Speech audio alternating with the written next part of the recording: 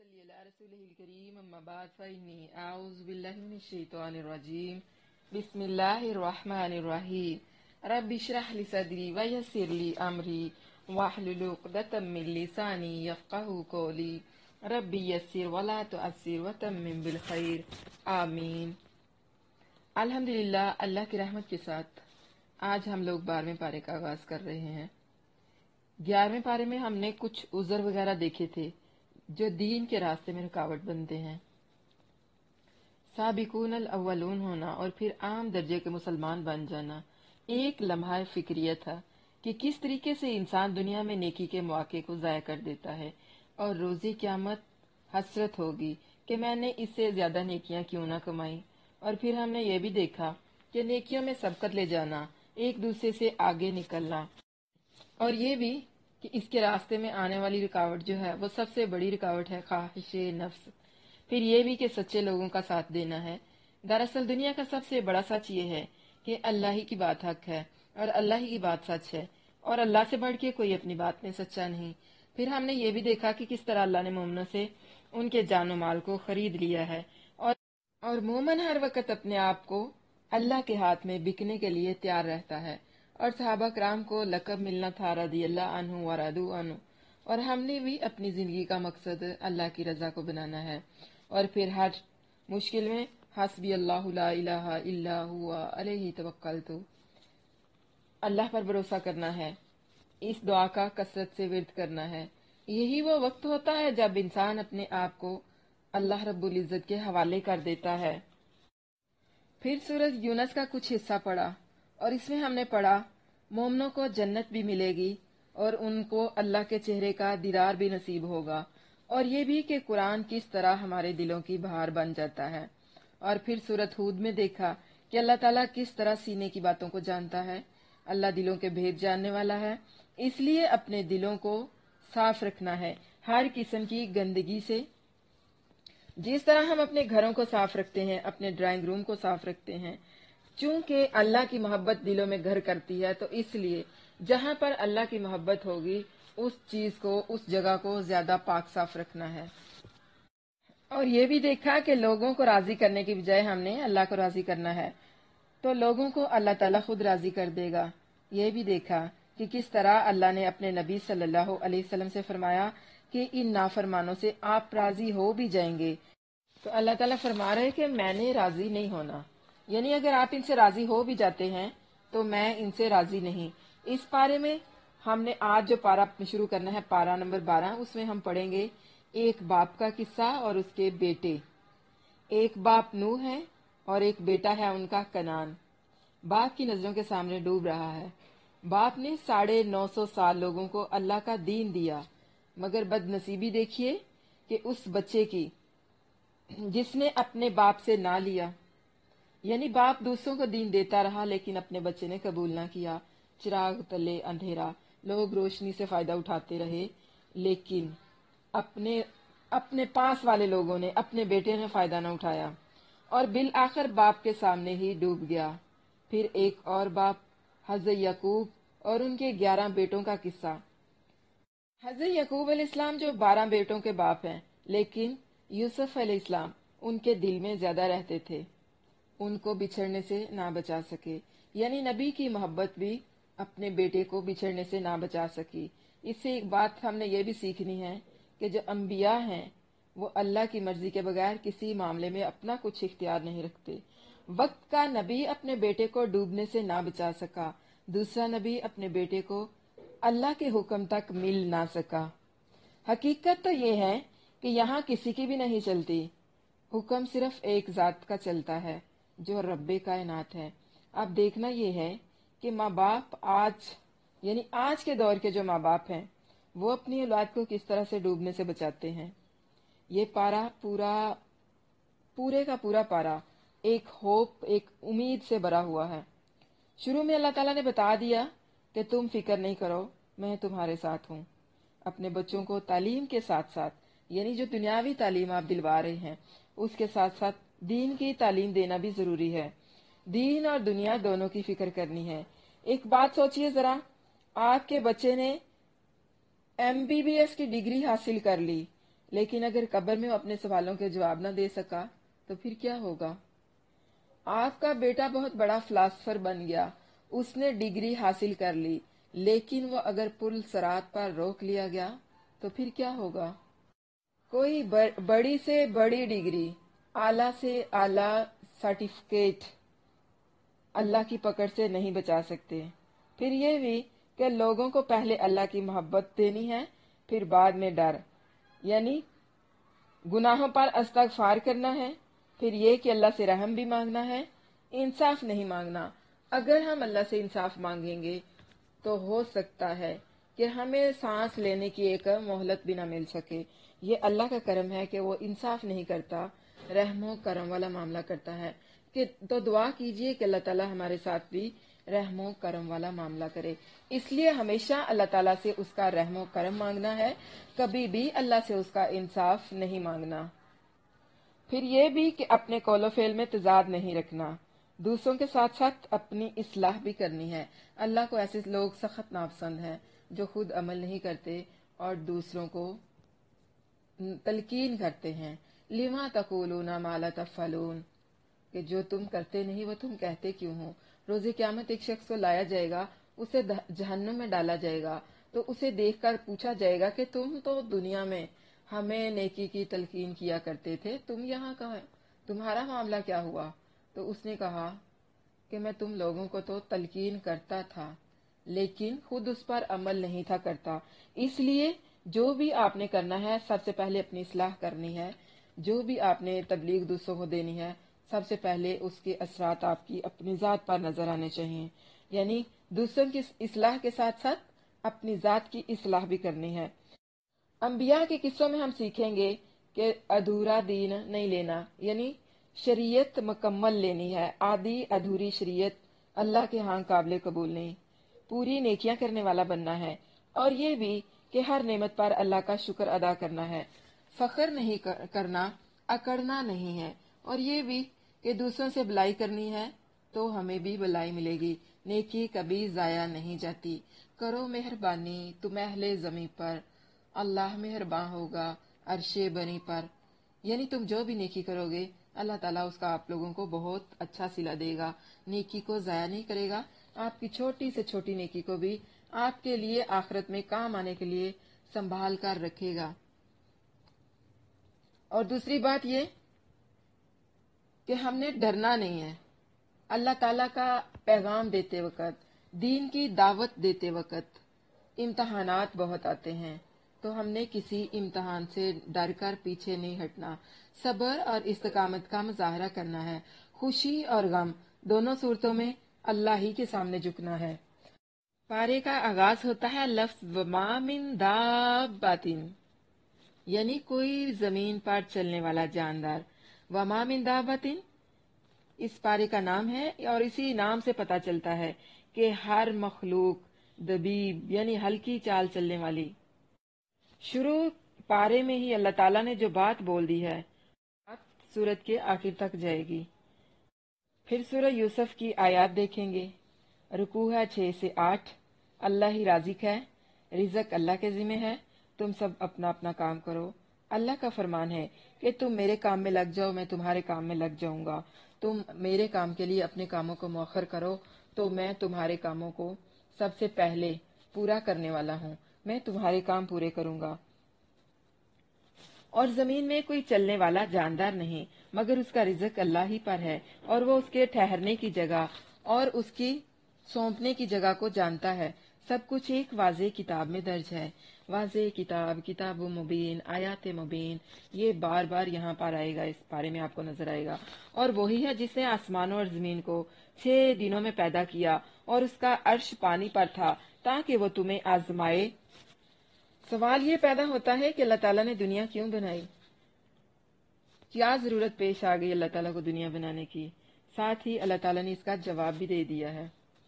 اور وہی ہے جس نے آسمان اور زمین کو 6 دنوں میں پیدا کیا، اور اس کا عرش پانی پر تھا تاکہ وہ تمہیں آزمائے۔ نوٹ کیجئے گا، تاکہ وہ تمہیں آزمائے کہ تم میں سے کون عمل میں زیادہ اچھا ہے۔ کیا معلوم ہوا؟ آزمائش کے لیے۔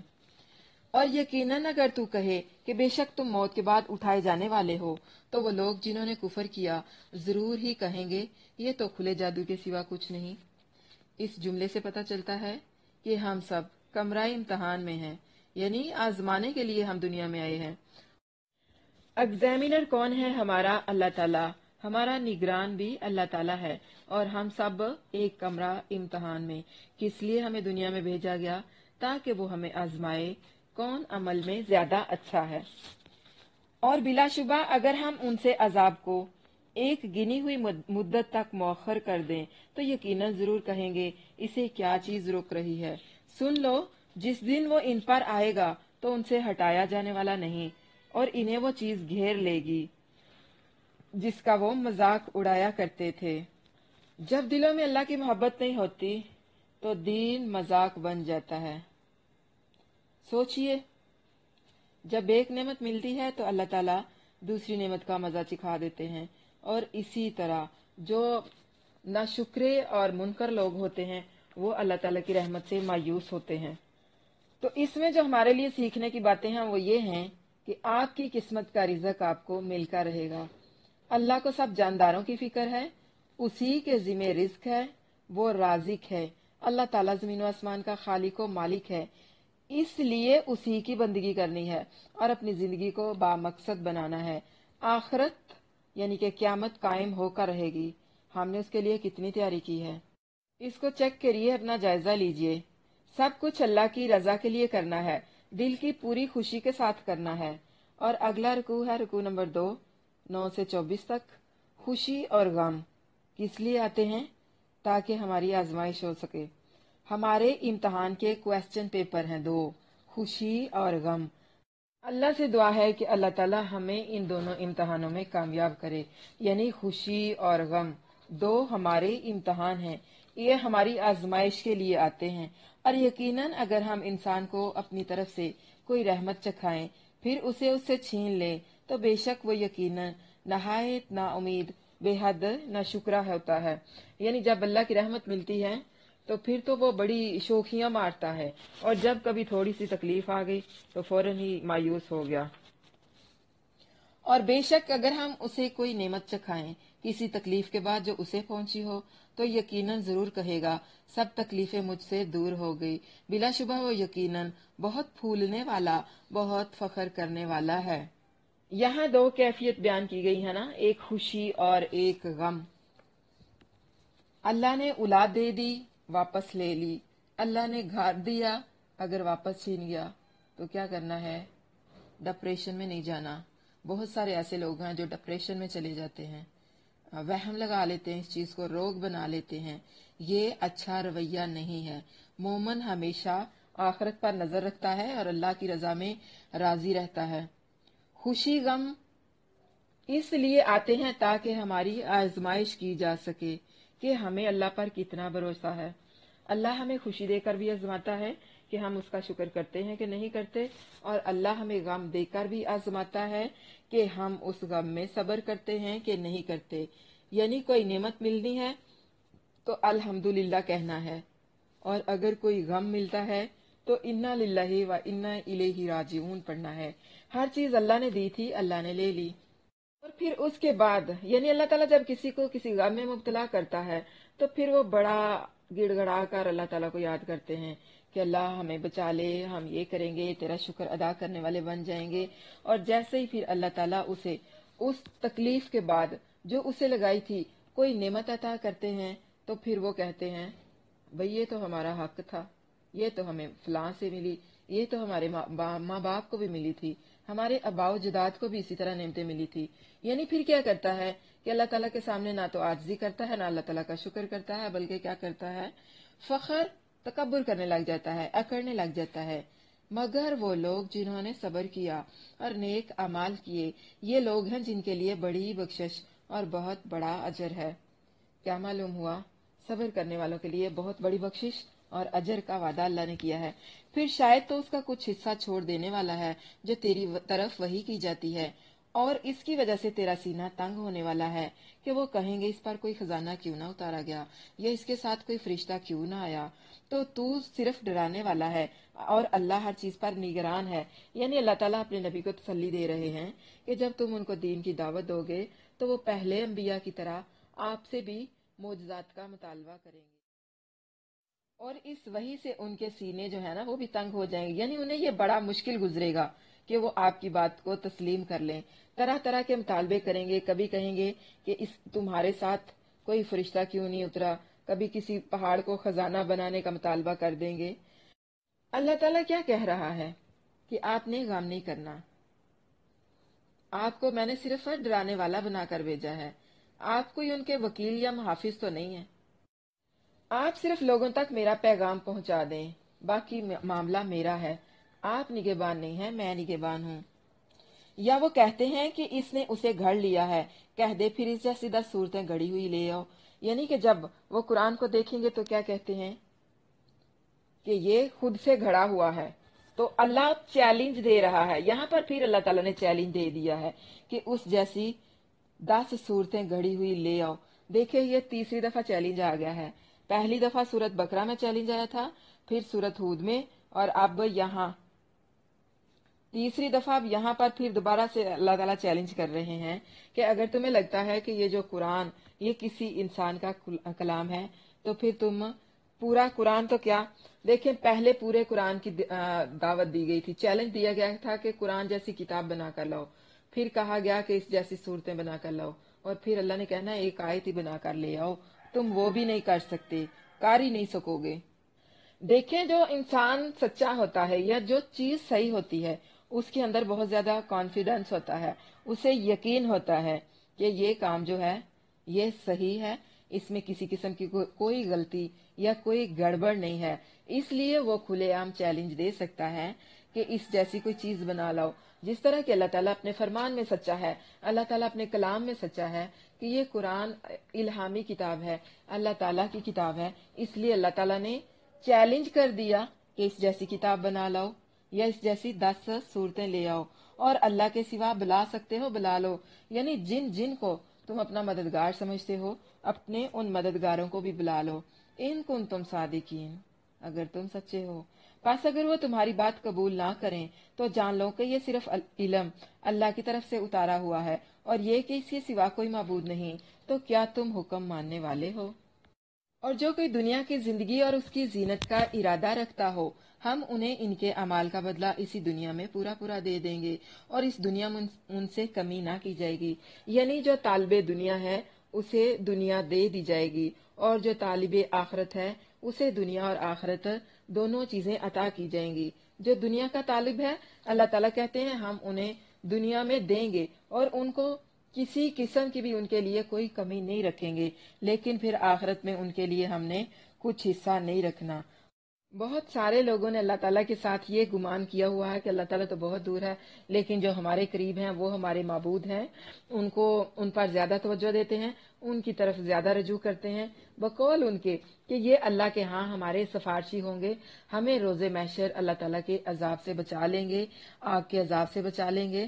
لیکن اللہ تعالیٰ کیا کہتا ہے، روز محشر نہ تو کوئی سفارش قبول ہوگی، نہ ہی کوئی بدلہ دیا جائے گا، نہ ہی کسی سے کوئی فدیہ لیا جائے گا، اور وہ مددگار جنہیں یہ اپنے گمان میں اپنے سفارشی سمجھتے ہیں اس دن وہ بھی ان سے منہ موڑ لیں گے اور صاف انکار کر دیں گے۔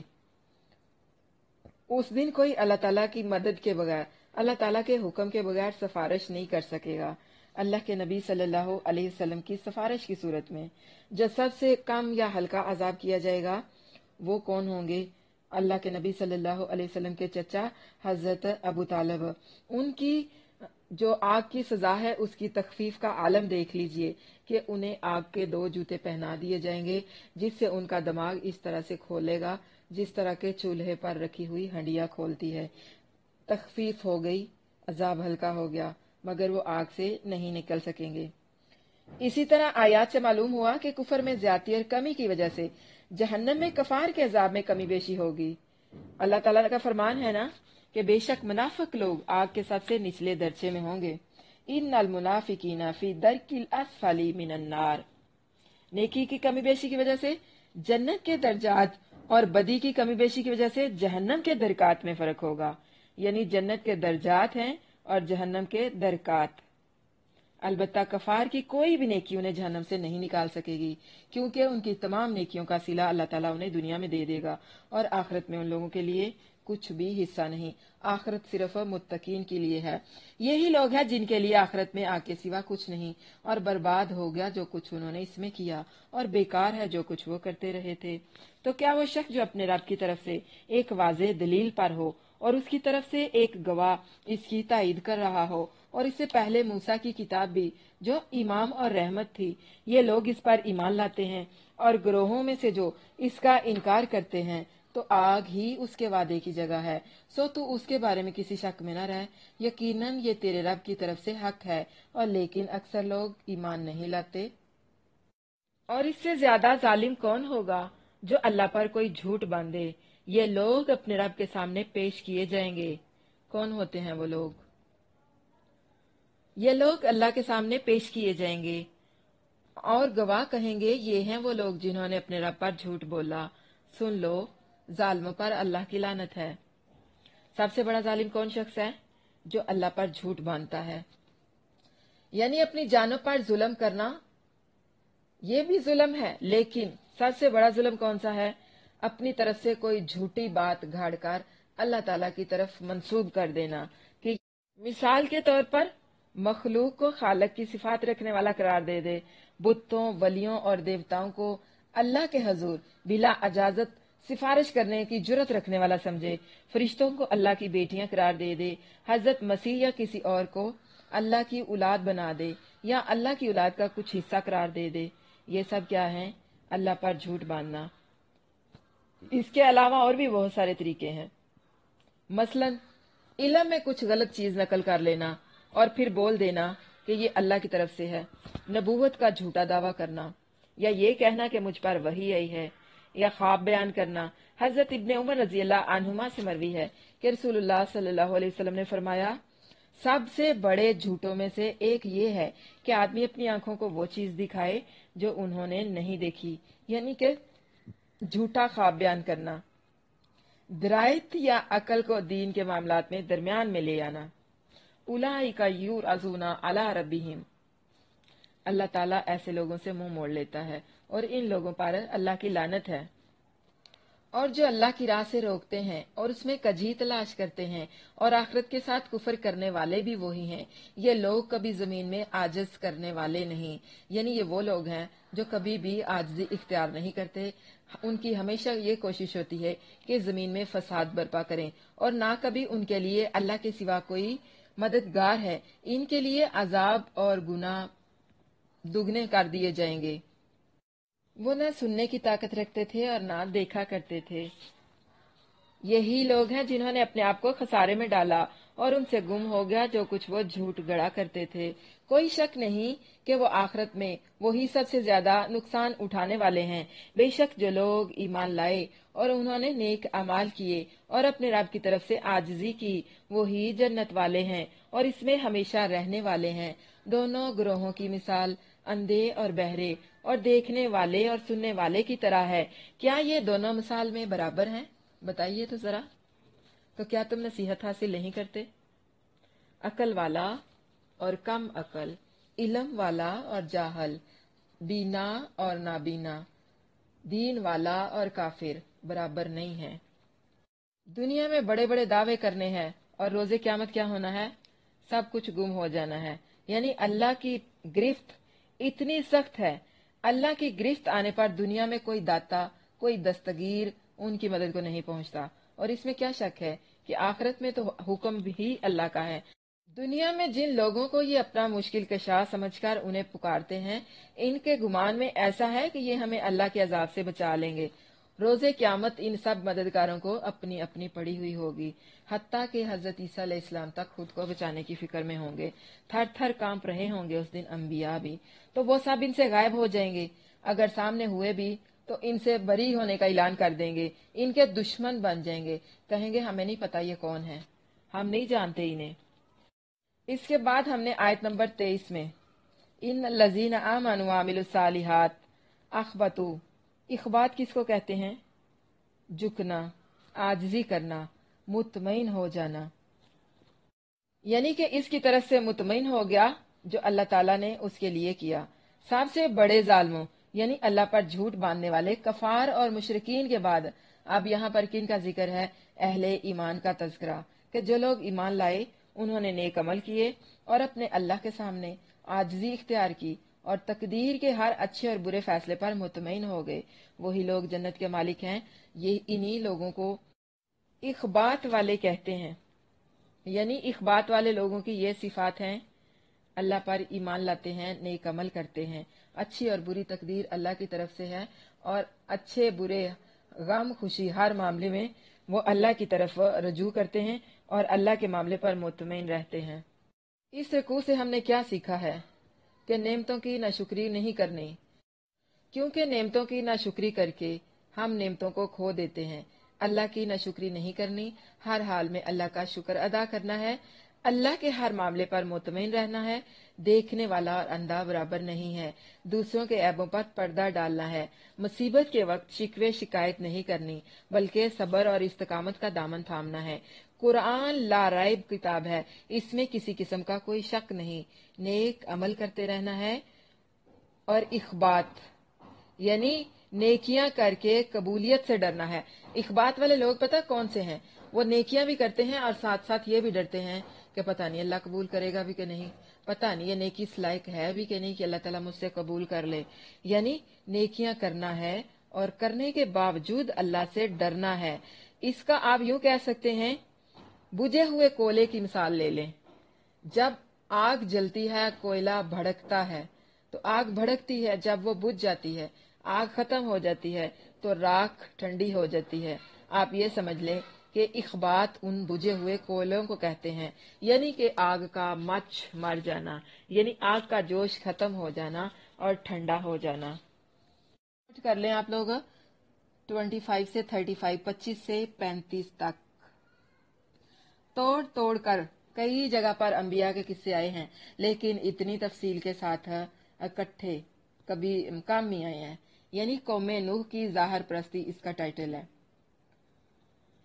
उलुल अज़म जो पैगंबर थे वो 5, हजरत ईसा, हजरत मूसा, हजरत नूह, हजरत इब्राहिम। इन चारों की लाइफ हिस्ट्री यहाँ पर है कुरान में मौजूद, और 5वें तो आपको पता ही है, अल्लाह के नबी सल्लल्लाहु अलैहि वसल्लम। यानी अंबिया के सिलसिले का जो हमने यहाँ पर सिलसिला शुरू किया है, उसमें आज हम पढ़ेंगे हजरत नूह के बारे में। यानी इस रकू के अंदर हम हजरत नूह और उसकी कौम के बारे में पढ़ने वाले हैं। अब यहाँ से आगे तकरीबन 4 या 5 रकू में हजरत नूह का तज़किरा मिलेगा। याद रखें, दुनिया में शिरक क्यों फैला? इसलिए कि लोगों ने अल्लाह ताला को दूर समझ लिया था और बाबा जी को करीब समझ लिया था। लोगों का ये कहना था कि अल्लाह ताला तो नजर नहीं आते, जबकि बाबा जी नजर आ रहे हैं। इसलिए लोगों ने दूर की चीज को छोड़कर करीब की चीज को अपना रब बना लिया, यानी बुतों को सामने बिठा लिया, बुत बनाकर उसके सामने बैठ गए कि ये तो करीब है। यकीन उनको भी यही होता है कि अल्लाह देता है, लेकिन अकीदा खराब। और जब तक अकीदा दुरुस्त नहीं होगा तब तक अमाल भी दुरुस्त नहीं होने। और बिलाशुबा यकीनन हमने नूह को उसकी कौम की तरफ भेजा। बेशक मैं तुम्हारे लिए साफ साफ डराने वाला हूँ कि तुम अल्लाह के सिवा किसी की इबादत न करो। बेशक मैं तुम पर एक दर्दनाक दिन के अजाब से डरता हूँ। यानी देखें, जितने भी अंबिया आए सब ने किसकी दावत दी? अल्लाह की इबादत की। अल्लाह के साथ किसी को शरीक नहीं ठहराना, हर नबी की यही दावत थी। तो जब जब वक्त के अंबिया ने अपनी कौम को दावत दी तो वक्त के लोगों ने उनके साथ दुश्मनी की।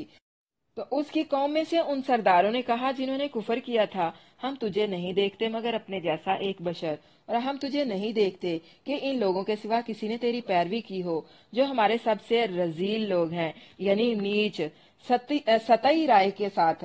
हम तुम्हारे लिए अपने आप पर कोई बर्तरी नहीं देखते, बल्कि हम तो तुम्हें झूठा गुमान करते हैं। पहला एतराज क्या किया? कि हमारे जैसे हो। दूसरा क्या? कि तुम्हारे साथी नीच लोग हैं। तीसरा एतराज कि हम तुम्हारी खुद पर कोई बर्तरी नहीं देखते। और चौथा क्या था? कि हम तो ये गुमान करते हैं कि तुम झूठे हो। यानी हम तुम्हारी इस बात को कैसे मान लें? हमारे नजदीक जो तुम्हारी इज्जत है वो ये है कि हम तुम्हें झूठा ख्याल करते हैं। बिल्कुल ना इसी तरह मक्का के मुशरिकीन अल्लाह के नबी सल्लल्लाहु अलैहि वसल्लम से भी कहते थे कि जितने भी गरीब गुरबा और फकीर लोग हैं वो सब के सब तुम्हारी तरफ हैं, कोई अमीर कोई अशराफ में से तो तुम्हारी तरफ नहीं आया। यानी उन लोगों के गुमान के मुताबिक कि जितने भी गरीब लोग हैं सिर्फ वो ही उनके पीछे लगे हुए हैं और कोई भी नहीं। जैसा कि सही बुखारी में हिरकल और अबू सफियान के सवाल जवाब से पता चलता है कि जब अबू सफियान रजी अल्लाह अन्हु ने बताया कि उसकी पैरवी ज़ुअफ़ा ने की है तो हिरकल ने कहा यही रसूलों की निशानी है कि तमाम लोग यानी जो गरीब लोग होते हैं वो रसूलों की पैरवी करते हैं। हिरकल ने पूछा ना कि भला बताओ तो कि कौन लोग उनकी पैरवी कर रहे हैं, कौन लोग उनके कहने में आ रहे हैं। तो हजरत अबू सफियान रजी अल्लाह अन्हु उस वक्त अभी मुसलमान तो नहीं थे हुए, इसलिए उन्होंने बड़े फख्र से बताया कि गरीब गुरबा लोग यानी जो सबसे कमी कमीन लोग हैं ना वो उनके पास हैं।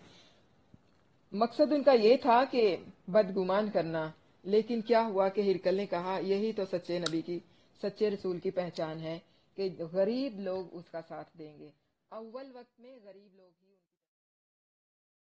कौम के ख्यालात जानकर फिर हजरत नूह अलैहिस्सलाम ने क्या कहा, उसने कहा ए मेरी कौम, देखें कौम क्या कह रही है, झूठा झूठा, और नबी क्या कह रहे हैं, ए मेरी कौम, ए मेरी कौम। इसको कहते हैं तरबियत। उसने कहा ए मेरी कौम, क्या तुमने देखा कि अगर मैं अपने रब की तरफ से एक वाज़ेह दलील पर कायम हूँ और उसने मुझे अपने पास से बड़ी रहमत अता फरमाई है, फिर वो तुम पर मख्फी रखी गई हो, तो क्या हम इसे तुम पर जबरदस्ती चिपका देंगे जबकि तुम उसे नापसंद करने वाले हो। और ए मेरी कौम, मैं तुमसे इस पर किसी माल का सवाल नहीं करता, मेरी मजदूरी अल्लाह के सिवा किसी पर नहीं, और मैं उन लोगों को दूर हटाने वाला नहीं जो ईमान लाए हैं, यकीनन वो अपने रब से मिलने वाले हैं। और लेकिन मैं तुम्हें ऐसे लोग देखता हूँ जो जहालत में पड़े हुए हो। और ए मेरी कौम, अल्लाह के मुकाबले में कौन मेरी मदद करेगा, अगर मैं इन्हें दूर हटा दूं तो क्या तुम नसीहत हासिल नहीं करते। ऐ मेरी कौम, मैं अल्लाह का ये पैगाम तुम्हें पहुंचाने पर तुम पर किसी किस्म की उजरत नहीं मांगता, कोई मजदूरी नहीं मांग रहा, कोई मतालबा नहीं कर रहा कि मुझे तहाइफ दो, मुझे गिफ्ट दो, मैं इतनी दूर से गाड़ी में बैठ के आया हूँ, मेरी गाड़ी का किराया दें, मैंने आपको अल्लाह की अच्छी अच्छी बातें बताई हैं तो मुझे इसका मुआवजा दो, मेरी कोई खिदमत करो। मैं तुम पर किसी किस्म की कोई मजदूरी का किसी उजरत का मुतालबा नहीं करता कि तुम ये ना समझ लो कि नूह ने तो माल खींचने के बहाने बना लिए हैं, कि नूह अलैहिस्सलाम अल्लाह का नाम लेकर हमसे हमारा माल छीनना चाहता है। मेरी उजरत तो अल्लाह के जिम्मे है, अल्लाह के सिवा कोई इस चीज की उजरत नहीं दे सकता। मैं तुमसे दुनिया की किसी चीज का भी मुतालबा नहीं करता। मेरी उजरत, मेरा सिला, मेरा अजर अल्लाह के जिम्मे है। यानी जिस तरह अल्लाह की रहमत इस्लाम के दामन में आने से जब तक तुम नफरत और कराहत करते रहोगे, मैं तुम्हें जबरदस्ती इस्लाम लाने पर मजबूर नहीं कर सकता। इसी तरह जैसे तुम चाहते हो कि जिन लोगों ने मेरी पैरवी इख्तियार की है, चूंकि वो निचले तबके के लोग हैं, इसलिए मैं उन्हें धक्के देकर निकाल दूं। अल्लाह के नबी सल्लल्लाहु अलैहि वसल्लम से मुशरिकीन मक्का ने कहा था कि हमारा जी चाहता है कि हम भी आपके पास आकर बैठें, आपकी बातें सुने, लेकिन चूंकि सारे गरीब गुराबा आपके पास इकट्ठे हुए होते हैं, इसलिए हम उन गरीबों में नहीं बैठ सकते। यानी कि तकब्बर करते थे ना, गरूर किया, कहा कि हम उन लोगों के साथ नहीं बैठ सकते। अगर आप चाहते हैं कि हम आपके पास बैठ जाएं तो आप इन लोगों को अपने पास से हटा दें। तो बाज सहाबा कराम में से कुछ ने कहा भी कि अल्लाह के नबी, हम तो हिदायत पर हैं, आप हम लोगों में से पीछे कर दिया करें। असहाबे सुफ़ा के बारे में आपको पता है ना कि गरीब लोग थे, फकीर लोग थे। तो बाज साहबा ने कहा कि इन्हें कुछ देर के लिए पीछे बिठा दिए करें ताकि जो बड़े लोग हैं वो आ जाया करें, आपसे दीन की बात सीख लें, क्या पता उनके दिल पर आपकी बात असर कर जाए और वो इस्लाम कबूल कर ले। तो लेकिन देखें बर्तरी किस चीज की है, गोरे काले की बर्तरी नहीं, अमीर गरीब की बर्तरी नहीं, छोटे कद वाले और लंबे कद वाले की कोई बर्तरी नहीं। किसकी बर्तरी है? जिसके अमाल अच्छे हैं। किसी सैयद को किसी मोची पर कोई बर्तरी नहीं, किसी राजपूत को किसी जुलाहे पर कोई बर्तरी नहीं, सब एक हैं। अगर अमाल एक जैसे हैं तो रोजे क्यामत भी सबने एक होना है, फकीर से लेकर बादशाह तक। अगर सबके अमाल एक जैसे होंगे, बरतर कौन होगा? जिसके अमाल बेहतर होंगे, जिसके अमाल अच्छे होंगे। تو اللہ کے نبی نے کہا کہ میں ایسا نہیں کر سکتا کہ میں انہیں پیچھے ہٹا دوں۔ اسی طرح یہ ان کے دوسرے اعتراض کا جواب حضرت نوح علیہ السلام نے دیا، آپ کے ماننے والے تو ذلیل لوگ ہیں، رزالے ہیں۔ کافروں نے مسلمانوں کو رزالہ ٹھہرایا اور چاہا کہ ان کو ہانک دو تو ہم تمہارے پاس بیٹھیں گے اور بات سنیں گے۔ اللہ تعالیٰ نے فرمایا، دل کی بات اللہ تعالیٰ تحقیق کرے گا جب اسے ملیں گے۔ میں اگر مسلمانوں کو ہانکوں تو مجھے اللہ سے کون چھڑائے گا؟ اور رزالہ ٹھہرا اس پر کہ وہ کسب کرتے تھے، یعنی محنت مزدوری کرتے تھے، کمائی نہیں تھی ان کے پاس، بڑے بڑے بزنس مین نہیں تھے، بڑی بڑی گاڑیاں کوٹھیاں اور بنگلے نہیں تھے ان کے پاس، تو اس لیے ان کو پیچھے ہٹا دیں؟ فرمایا نہیں، تم جاہل ہو، اور میں تم سے یہ نہیں کہتا کہ میرے پاس اللہ کے خزانے ہیں، اور نہ ہی میں غیب جانتا ہوں، اور نہ ہی میں یہ کہتا ہوں کہ بے شک میں ایک فرشتہ ہوں، اور نہ میں ان لوگوں کے بارے میں جنہیں تمہاری آنکھیں حقیر سمجھتی ہیں یہ کہتا ہوں کہ اللہ نے انہیں ہرگز کوئی بلائی نہیں دی، یا اللہ انہیں ہرگز کوئی بلائی نہیں دے گا۔ اللہ اسے زیادہ جاننے والا ہے جو ان کے دلوں میں ہے۔ یقیناً میں تو اس وقت ظالموں سے ہوں گا۔ انہوں نے کہا، اے نوح، بے شک تو نے ہم سے جھگڑا کیا، پھر ہم سے بہت جھگڑا کیا، پس جا تو لے آ جس کا تو ہم سے وعدہ دیتا ہے یا ہمیں وعدہ کرتا ہے، اگر تو سچوں سے ہے۔ یعنی انہوں نے کہا، بحث کی، دین کی دعوت دی۔ دیکھیں، ہر وقت میں جب وقت کے نبی نے اپنی قوم کو دعوت دی، قوم نے بحث کی، جھگڑا کیا۔ اسی طرح آج کے دور میں جب ہم کسی کو دین کی دعوت دیتے ہیں، بحث کرتے ہیں، لوگ جھگڑا بھی کرتے ہیں، آپ بڑی بنی پھرتی ہے، یہ خود ایسے کرتی ہے، یہ بڑی ٹیچر بنی پھرتی ہے، اس کے رشتہ داروں کو تو دیکھو، یہ یہاں پر حجاب پہن کر یہاں پہ دعوت کا کام کر رہی ہے، اس کے بچوں کو تو دیکھو، وہ تو ٹی وی دیکھتے ہیں، وہ تو ڈرامے دیکھتے ہیں۔ مطلب کسی نہ کسی طرح سے، کسی نہ کسی بہانے سے بحث کرتے ہیں لوگ۔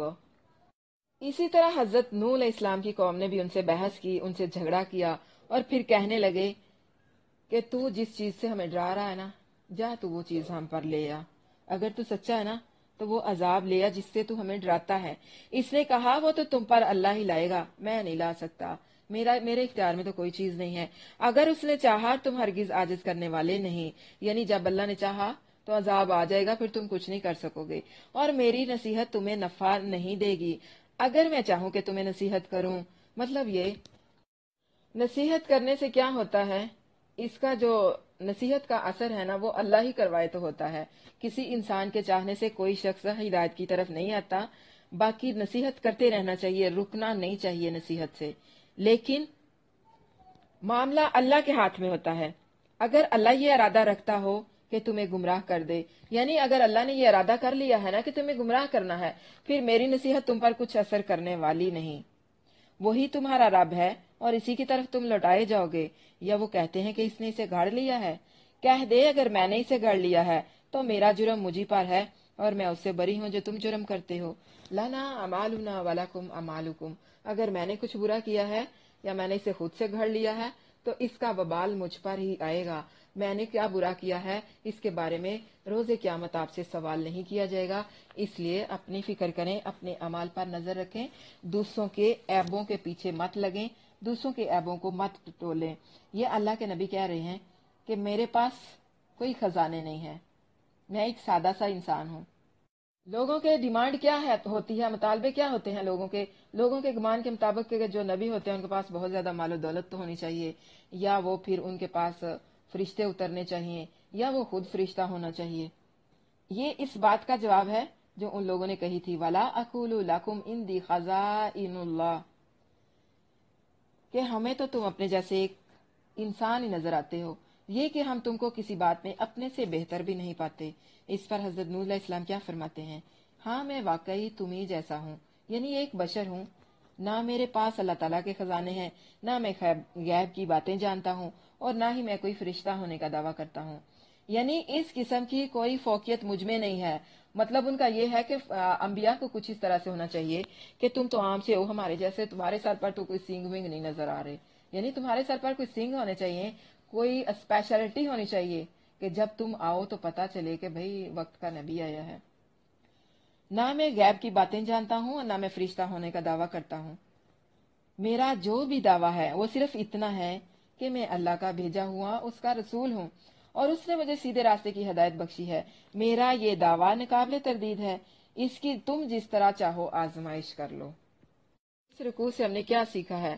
اللہ تعالیٰ انبیاء کی زبان پر حق بات جاری کرتا ہے۔ آپ کا پیغام صرف سننا اور دوسروں تک پہنچانا ہے۔ جو ظاہر پرست ہوتے ہیں وہ اللہ کا کلام نہیں سنتے، وہ حق بات کو قبول نہیں کرتے۔ آپ نے اللہ کا کلام سنانا ہے اور اس پر کسی اجرت کی امید بھی نہیں رکھنی، اجر کی امید صرف اللہ سے رکھنی ہے۔ جو اپنے آپ کو بڑا نہیں سمجھتے وہ اللہ کے نزدیک بہت اہم ہوتے ہیں، اور اپنے آپ کو بڑا سمجھنے والے اللہ تعالیٰ کے سامنے حقیر ہوتے ہیں۔ دیکھیں جو اپنے آپ کو عاجز سمجھتے ہیں، اگر ہم انہیں کچھ دیں گے تو وہ ہماری بات سنیں گے بھی اور ہماری بات لیں گے بھی، اور خود کو بڑا سمجھنے والے کہ نہیں بھائی مجھے تو پتا ہے، مجھے سارا ہی پتا ہے، ایسا ہی ہے، مجھے تو پہلے ہی پتا تھا، ایسے لوگ کبھی دین کی بات نہیں سمجھتے، ان لوگوں کو سمجھ ہی نہیں آتی۔ اللہ کے نزدیک بہتر وہ ہے جو تقوی میں بہتر ہے۔ کم پڑھے لکھے زیادہ پڑھے لکھے لوگوں سے بہتر ہیں، اس لیے اگر وہ دین کی خدمت میں کرتے ہیں، یعنی اگر وہ دین کی خدمت میں اپنے گھروں سے نکلتے ہیں اور لوگوں سے کسی قسم کا کوئی صلہ بھی نہیں مانگتے، تو آپ نے کیا کرنا ہے؟ لوگوں سے کسی قسم کا صلہ نہیں مانگنا، تکبر نہیں کرنا، اعتراضات کا جواب دلیل سے دینا ہے، لوگوں کی خیر خواہی کرنی ہے، ہر قسم کی فضول بحث سے بچنا ہے۔ یاد رکھیں بحث جو ہے نا وہ دین کے معاملات کو دور کر دیتی ہے۔ حضرت نوح علیہ السلام کو کس طرح سے ان کی قوم جو ہے وہ زج کر رہی ہے، لیکن انہوں نے ان کی زج کرنے والی ان کی بحث کے بعد بھی کسی قسم کی تلخی کا مظاہرہ نہیں کیا، بلکہ اپنی حیثیت دکھائی ہے کہ عذاب لانا میرے اختیار میں نہیں ہے، یہ تو اللہ کے اختیار میں ہے، اگر اللہ چاہے تو وہ لے آئے، اور ساتھ میں یہ بھی اشارہ دے دیا کہ اللہ کی پکڑ بڑی سخت ہے، اگر اللہ نے پکڑ لیا تو پھر اس کے سوا اسے کوئی چھڑانے والا نہیں ہے۔ اگلا رکوع نوٹ کر لیں 36 سے 49، 36 سے 49۔ طوفان نوح، یہاں سے پتہ چلنا ہے کہ نبی نے کتنے سال، 950 سال تک اللہ کے دین کی دعوت دی، لیکن اپنے بیٹے نے ہی دعوت قبول نہیں کی۔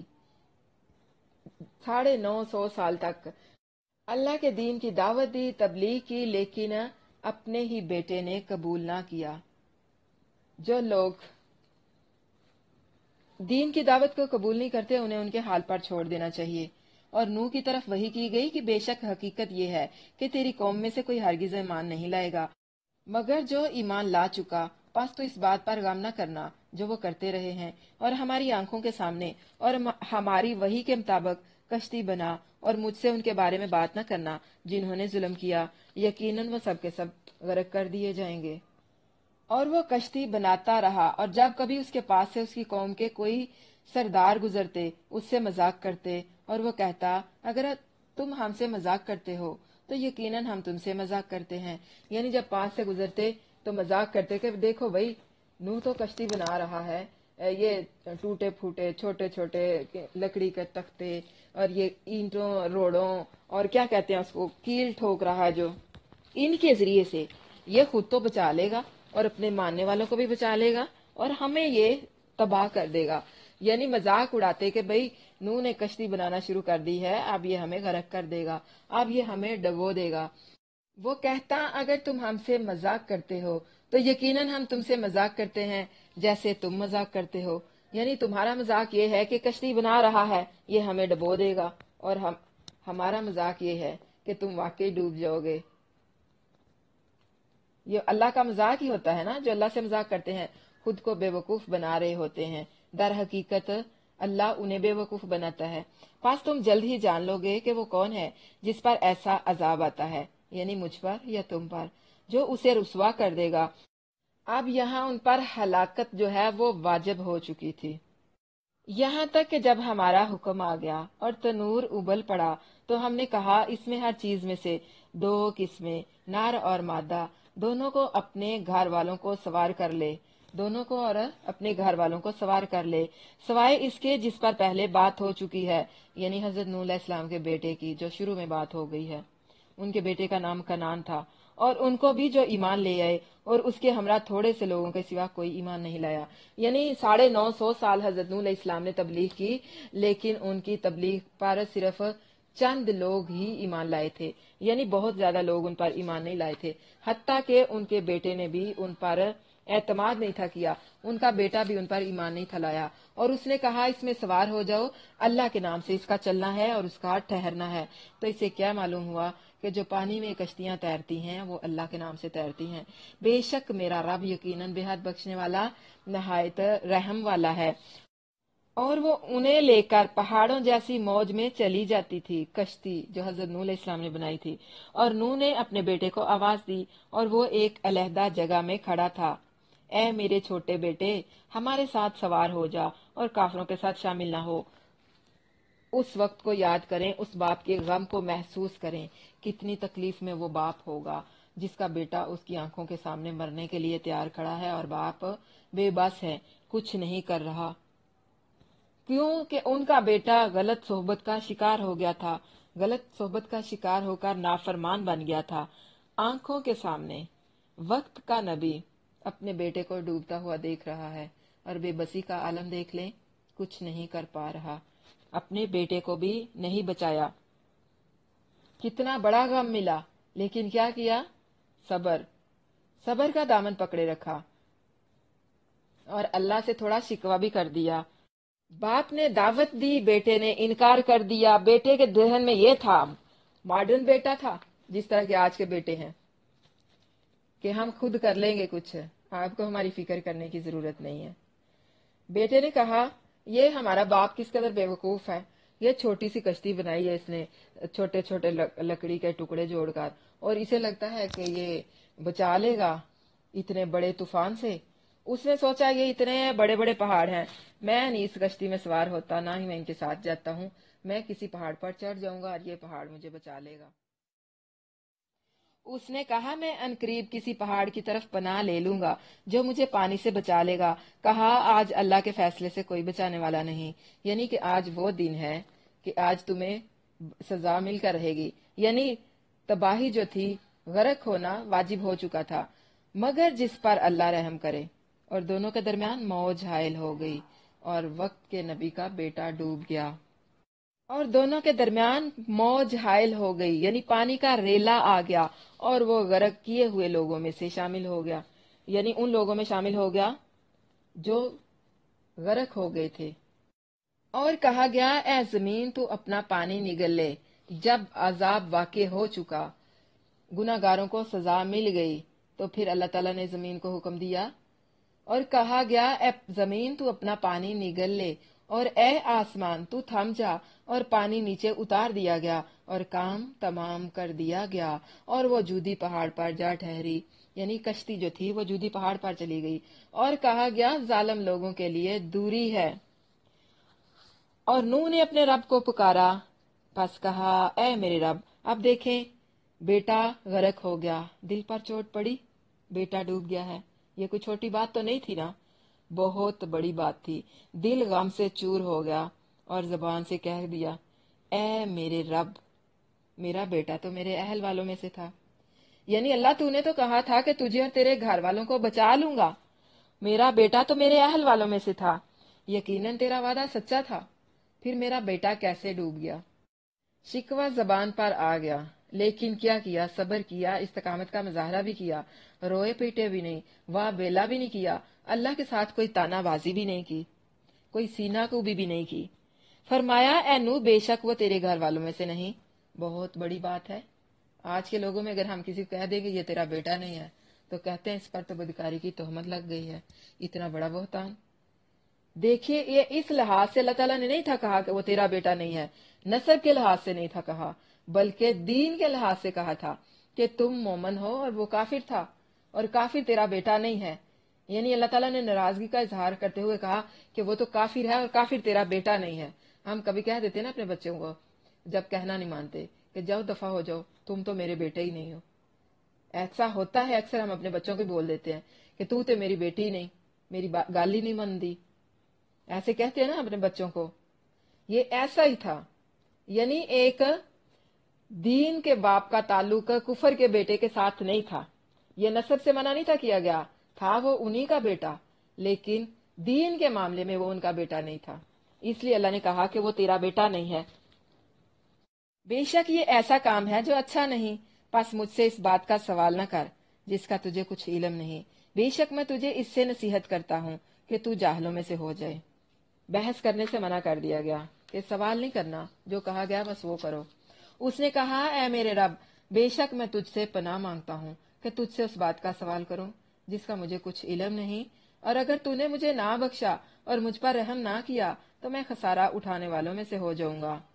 कहा गया, ऐ नू, उतर जा, हमारी तरफ से अजीम सलामती और बहुत सी बरकतों के साथ तुझ पर और उन जमातों पर जो लोगों से होंगी जो तेरे साथ हैं। यानी इन लोगों से जो जमातें होंगी जो तेरे साथ हैं, और कई जमातें हैं जिन्हें हम अनकरीब साजो सामान देंगे, फिर इन्हें हमारी तरफ से दर्दनाक अजाब पहुंचेगा। ये गैब की खबरें हैं, ये गैब की खबरों से हैं जिन्हें हम तेरी तरफ वही करते हैं। इससे पहले ना तू इन्हें जानता था और ना तेरी कौम, बस सब्र कर, बेशक अच्छा अंजाम मुत्तकी लोगों के लिए है। यानी इससे पहले आप लोग नावल पढ़ा करते थे, खवातीन डाइजेस्ट पढ़ते थे, जासूसी डाइजेस्ट पढ़ते थे, शुआ पढ़ते थे।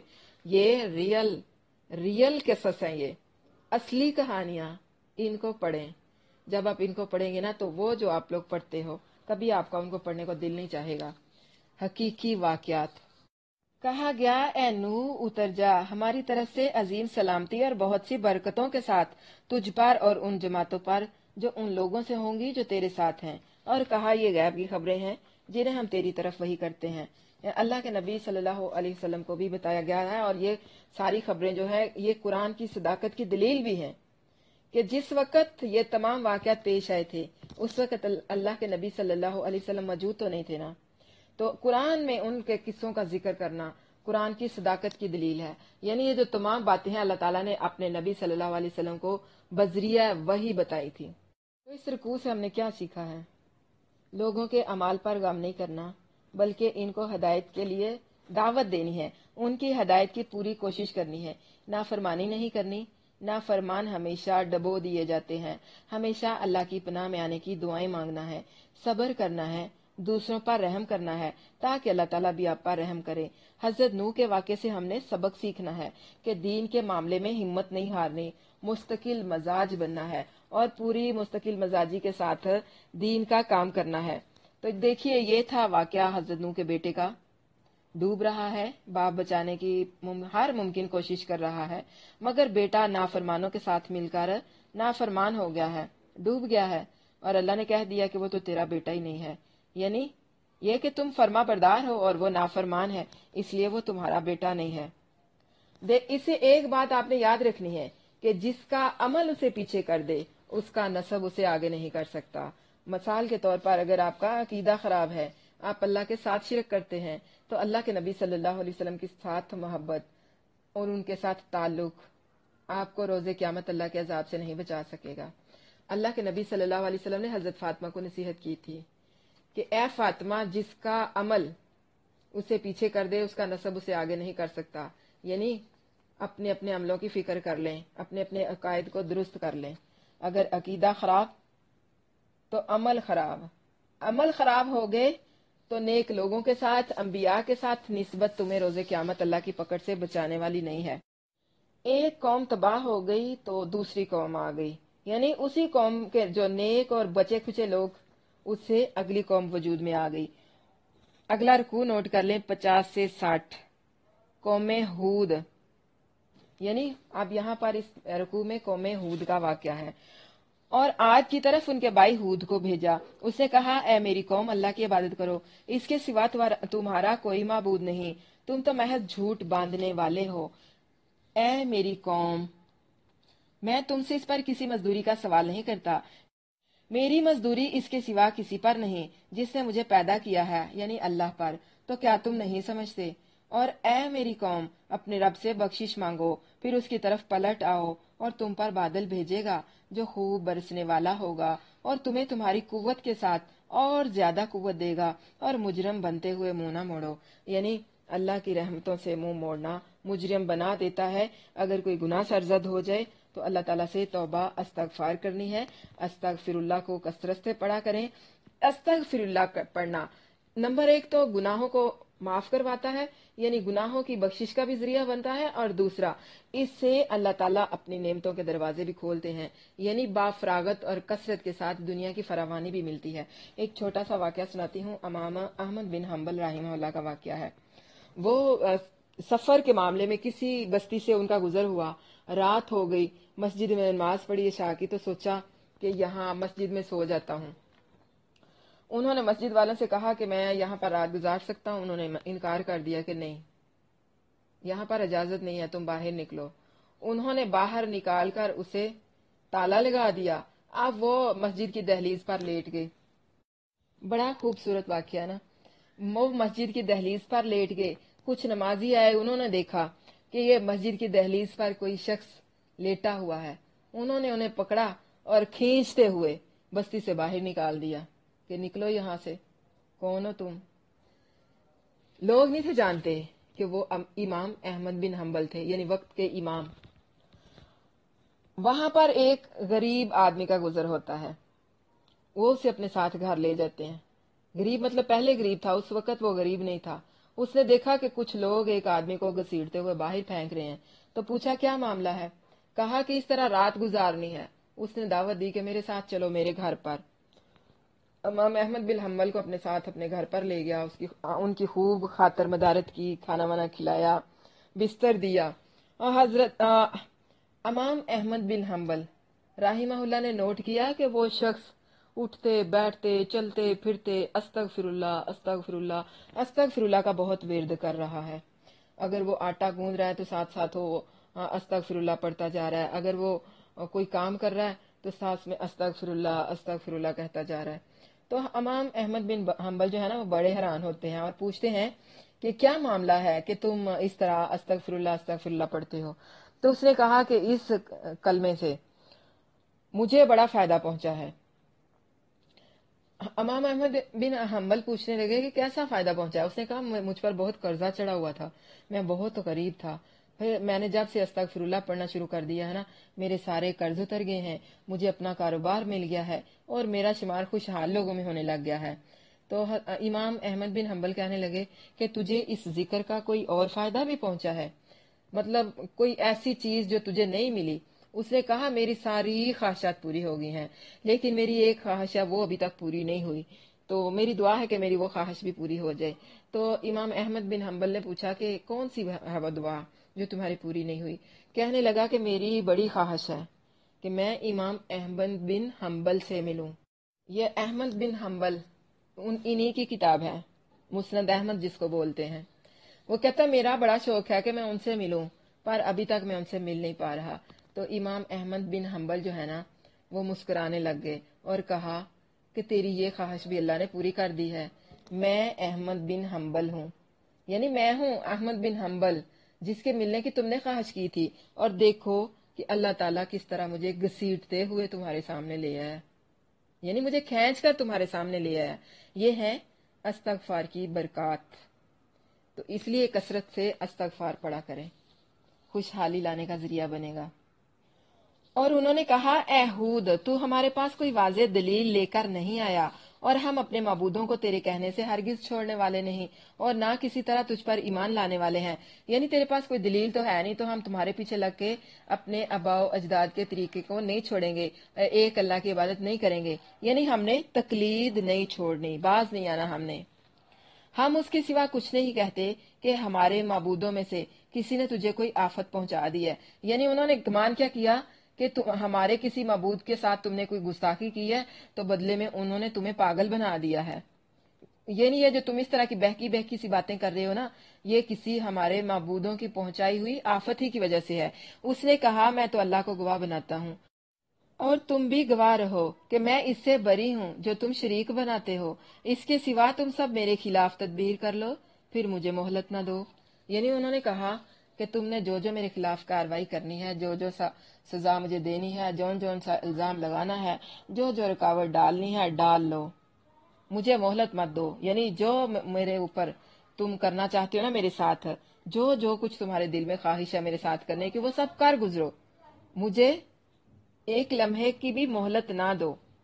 جو تم میرے خلاف تدبیریں کر رہے ہو نا، وہ کر لو۔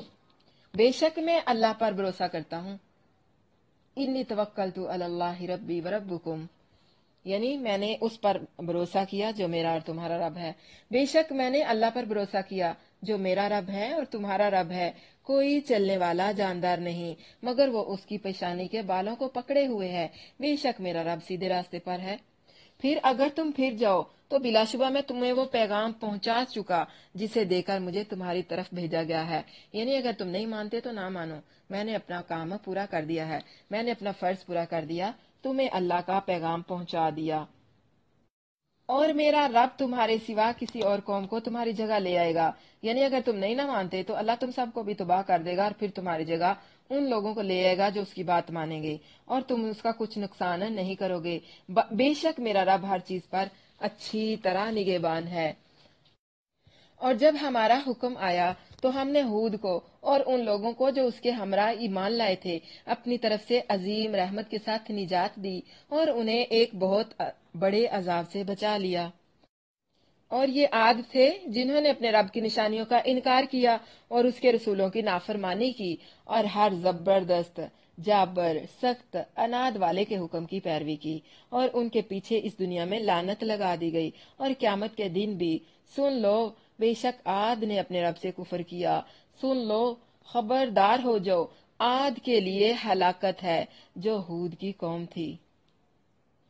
تو کیا سیکھا ہے؟ استغفار کی کثرت رکھنی ہے، دین کے کام میں کسی بھی قسم کے ہیلے بہانے نہیں اپنانے، نہ ہی کسی قسم کے صلے کی امید رکھنی ہے، اجر کی امید صرف اللہ سے رکھنی ہے، اللہ پر بھروسہ کرنا ہے، اللہ اور اس کے رسولوں کی نافرمانی نہیں کرنی، اللہ کی نافرمانی میں رسول کی نافرمانی ہے اور رسول کی نافرمانی میں اللہ کی نافرمانی ہے۔ جب ہم کسی رسول کی نافرمانی کرتے ہیں تو در حقیقت ہم اللہ تعالیٰ کی نافرمانی کر رہے ہوتے ہیں، اور جو اللہ تعالیٰ کا نافرمان ہے وہ دین میں بھی اور دنیا میں بھی ہلاکت کا سبب بن جاتا ہے، یعنی اس کی دنیا بھی اس کے لیے تباہی اور آخرت میں تو اس کے لیے ہے۔ لعنت کا معنی ہے اللہ تعالیٰ کی ناراضگی، یعنی آخرت کا عذاب، اور دنیا میں اپنی رحمت اور توفیق سے محروم کر دینا۔ اور انسان کی طرف سے لعنت کا مطلب یہ ہے کہ اس کے لیے یہ بد دعا کرنا، یعنی دنیا میں آنے والا ہر پیغمبر اور مومن ان کے کفر کی وجہ سے ان پر لعنت کرتا رہے گا، اور آخرت میں وہ سب اللہ کے سامنے اور سب لوگوں کے سامنے رسوا ہوں گے اور عذاب میں مبتلا کیے جائیں گے۔ اگلا رکوع نوٹ کریں 60 سے 68 تک۔ قوم سمود کا قصہ، پہلے ہود کا تھا، اب سمود کا قصہ آ گیا ہے، یعنی پہلی قوم کے بچے ہوئے لوگ۔ اور سمود کی طرف ان کے بھائی صالحہ کو بھیجا، اس نے کہا اے میری قوم، اللہ کی عبادت کرو، اس کے سوا تمہارا کوئی معبود نہیں، اسی نے تمہیں زمین سے پیدا کیا اور تمہیں اس میں آباد کیا، سو اس سے بخشش مانگو، پھر اس کی طرف پلٹ آؤ، یقیناً میرا رب قریب ہے، قبول کرنے والا ہے۔ لوگوں نے سمجھا کہ اللہ بہت دور ہے، جب اللہ کہہ رہا ہے کہ میں قریب ہوں۔ اے میرے نبی، ان سے کہہ دو جب وہ تجھ سے میرے بارے میں سوال کرتے ہیں تو میں اس وقت قریب ہوتا ہوں، پکارنے والے کی پکار کو سنتا ہوں، یعنی اللہ تعالیٰ بہت قریب ہے۔ قوم سمود جو ہے نا، یہ حجر میں رہتے ہیں، یہ جگہ حجاز اور شام کے درمیان وادی القرا تک پھیلی ہوئی ہے۔ آج کل یہ علاقہ مدینہ اور تبوک کے درمیان ہے، جہاں ابھی تک ان لوگوں کے پہاڑوں کے اندر تراش کر بنائے ہوئے مکانات موجود ہیں جن میں وہ رہتے تھے۔ یہ علاقہ جو ہے نا، یہ مدائن کہلاتا ہے۔ حضرت صالحہ علیہ السلام کا قبیلہ عرب کا قبیلہ تھا۔ رسول اللہ صلی اللہ علیہ وسلم تبوک کی طرف جاتے ہوئے یہاں سے گزرتے تھے۔ حضرت عبداللہ بن عمر رضی اللہ عنہ سے روایت ہے کہ رسول اللہ صلی اللہ علیہ وسلم وادی حجر میں تھے تو فرمایا لا تدخلوا علی ہؤلاء القوم المعذبین اصحاب الحجر، ان عذاب دیے ہوئے لوگوں یعنی اصحاب حجر پر مت داخل ہو مگر ایسی حالت میں کہ رونے والے ہو، اگر تمہیں رونا نہ آئے تو ان پر داخل نہ ہونا، کہیں تمہیں بھی اس جیسا عذاب نہ آ پہنچے جو ان کو پہنچا تھا۔ ہر نبی کی دعوت اللہ تعالیٰ کے ساتھ اللہ تعالیٰ کی عبادت کرنی ہے، یعنی ایک اللہ کی عبادت کرنی ہے، اور سب سے پہلے دعوت کا کام اپنے گھر سے شروع کرنا ہے۔ انہوں نے کہا اے صالحہ، यकीनन तू हम में वो था जिस पर इससे पहले बहुत उम्मीदें रखी गई थी। यानी हमें तो तुम पर बहुत उम्मीदें थी, लेकिन क्या हुआ? क्या तू हमें मना करता है कि हम उनकी इबादत करें जिनकी इबादत हमारे बाप दादा करते रहे? यानी हम तो तुम्हें बड़ा अच्छा समझते थे, बड़ी उम्मीदें लगाई हुई थी हमने तुम पर, लेकिन तुम तो हमारे माबूदों के खिलाफ हो गए हो। तुम चाहते हो कि हम एक अल्लाह की इबादत करें और जिनकी इबादत हमारे बाप दादा करते थे हम उनको छोड़ दें। और बेशक हम इस बात के बारे में जिसकी तरफ तू हमें दावत देता है यकीनन एक बेचैन रखने वाले शक में है। यानी कहते हैं हम शक में हैं, हम तुम्हारी बात को नहीं सुनेंगे। इन्ना रब्बी करीब मुजीब, कि मेरा अल्लाह करीब भी है और मुजीब भी। यानी कोई उसे पुकारे तो उसे किसी सहारे की, किसी वास्ते की, किसी वसीले की जरूरत नहीं है। आहिस्ता पुकारें या बुलंद आवाज से, अकेले पुकारें या मजलिस में, मेरा रब करीब है और कबूल करने वाला भी है। जब उसकी सिफ्त ये है जो किसी में भी नहीं, तो फिर किसी और को हम इबादत के लायक क्यों समझें? इसलिए इबादत के लायक भी सिर्फ अल्लाह ही की जात है। उसने कहा, ए मेरी कौम, क्या तुमने देखा अगर मैं अपने रब की तरफ से एक वाज़ेह दलील पर हूँ और उसने मुझे अपनी जनाब से अजीम रहमत अता की हो, तो कौन है जो अल्लाह के मुकाबले में मेरी मदद करेगा? अगर मैं उसकी नाफरमानी करूं फिर नुकसान पहुंचाने के सिवा तुम मुझे क्या ज्यादा दोगे? और ए मेरी कौम, ये अल्लाह की ऊंटनी है, तुम्हारे लिए एक अजीम निशानी है, बस इसे छोड़ दो कि अल्लाह की जमीन में खाती फिरे और इसे कोई तकलीफ ना पहुंचाओ, वरना तुम्हें एक करीब अजाब पकड़ लेगा। तो उन्होंने इसकी टांगें काट दी। तो उसने कहा, अपने घरों में 3 दिन खूब फायदा उठा लो, ये वादा है जिसमें कोई झूठ नहीं। ये जो कौमे समूद है ना, ये कौमे आद के बचे खिंचे लोग थे। यानी जो उनमें से जिंदा बच गए थे, ये कौम उन्हीं में से बनी थी। हजरत सालिहा से भी लोगों ने मोजजे मांगे कि हमें कोई मोजजा दिखाओ, और उनका मोजजा था ऊंटनी, नाकातुल्लाह। अल्लाह ताला ने उन्हें एक ऊंटनी का मोजजा दिया और उन्होंने ये भी कहा कि ऊंटनी हामला होनी चाहिए। और फिर ऊंटनी, जब एक पहाड़ फटा और पहाड़ के अंदर से ऊंटनी निकली और वो हामला थी। हमल हो और औरत बोझल ना हो, ऐसे नहीं ना हो सकता। तो ऊंटनी इस हाल में थी कि उसको दर्दे ज़ह, यानी वो तकालीफ आ रही थी जो पैदाइश के वक्त आती हैं। इस हाल में यानी फिर ऊंटनी ने बच्चा भी दे दिया, फिर भी उन लोगों ने ना माना, इनकार कर दिया। हजरत सालेह अलैहिस्सलाम ने कहा कि ये अल्लाह की ऊंटनी है, इसका एहतराम करना है, इसको कुछ नहीं कहना। अब देखें कि ऊंटनी थी, वो उसे कुछ नहीं था कहा जाता, वो जहां जाती जिसका मर्जी चरती, जिस कुएं से मर्जी पानी पी लेती। यानी ये अल्लाह की ऊंटनी है, जहां चाहे जाए, जो मर्जी करे, इसको रोकना टोकना नहीं है, इसको मारना भी नहीं है, इसे कोई तकलीफ नहीं देनी। तो ये बात लोगों से बर्दाश्त ना हुई कि ऊंटनी सारी चीजें खाई जा रही है, सारी फसलें खाई जा रही है, तो उनसे ये चीज बर्दाश्त ना हो सकी, उन्होंने नाफरमानी कर दी और ऊंटनी की टांगें काट दी। टांगे काटने की वजह से 3 दिन के अंदर अंदर उन पर अजाब आया था। यानी उन्हें 3 दिन का फायदा दे दिया कि खूब लज्जतें उठा लो, खूब फायदे उठा लो। फिर उसके बाद उन पर अजाब आया। वो लोग सालेह अलैहिस्सलाम को अजाब आने का यानी बार बार इसलिए कह रहे थे कि उन्हें नहीं था लगता कि अजाब आएगा। वो मुतालबा कर रहे थे कि ले आ। अगर उनके चेहरे ही जर्द, सुर्ख और स्याह हो गए हों तो उन्हें 3 दिन खूब फायदा और लज्जत उठाने की मोहलत क्या खाक मिलनी थी। ये कुरान के साफ खिलाफ नहीं तो क्या है? हिदायत के लिए तो कुरान ही काफी है। अगर कोई बात रसूलुल्लाह सल्लल्लाहु अलैहि वसल्लम से साबित हो तो किताबुल्लाह से नहीं टकराएगी, वो सर आंखों पर, और उसे मानना कुरान ने हुक्म दिया है कि अल्लाह का रसूल जो तुम्हें दे उसको ले लो और जिस चीज से तुम्हें रोके उस चीज से मना हो जाओ। रसूलों की तकजीब बाइसे तबाही है। फिर जब हमारा हुक्म आ गया तो हमने सालिहा को और उन लोगों को जो उसके साथ ईमान लाए थे अपनी तरफ से अजीम रहमत के साथ बचा लिया, और उस दिन की रुसवाई से भी। बेशक तेरा रब ही बेहद कुव्वत वाला, सब पर गालिब है। और जिन लोगों ने जुल्म किया था इन्हें चीख ने पकड़ लिया तो उन्होंने अपने घरों में इस हाल में सुबह की कि गिरे पड़े थे। तो इससे क्या सीखा है आपने?